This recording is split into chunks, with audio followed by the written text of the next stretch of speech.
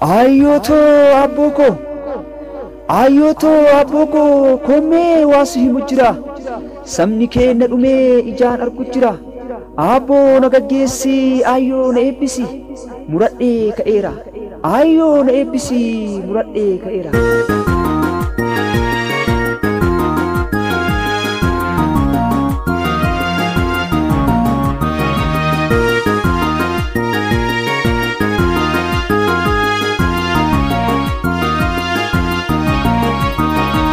Aku harmeto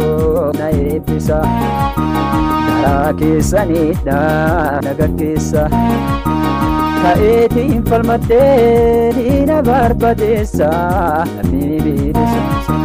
kaeti infalmate ina barbadesa amibirisa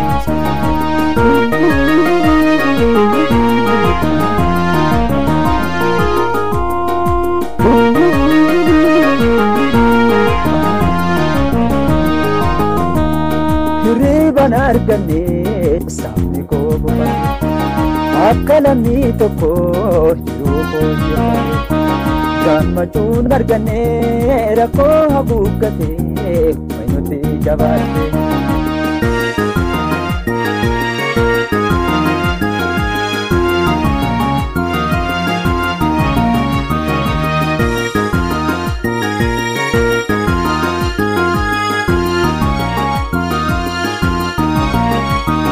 Armoto al-Karai, Dudu Bunjirate,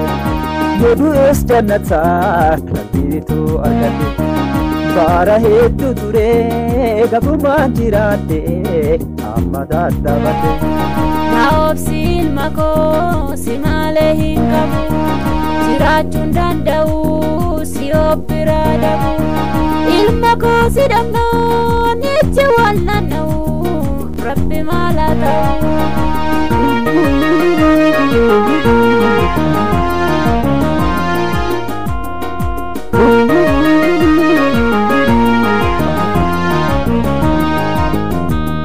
Jadi sihadato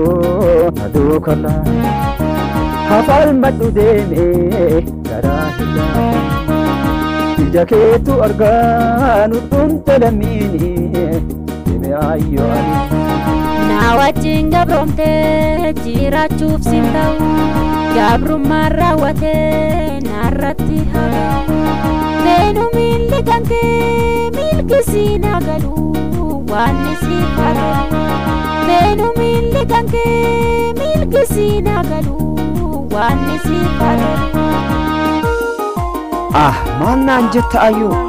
wanta manabe sindagadu kayo Yigat dangal hayun biya be hin irram fatoromo wante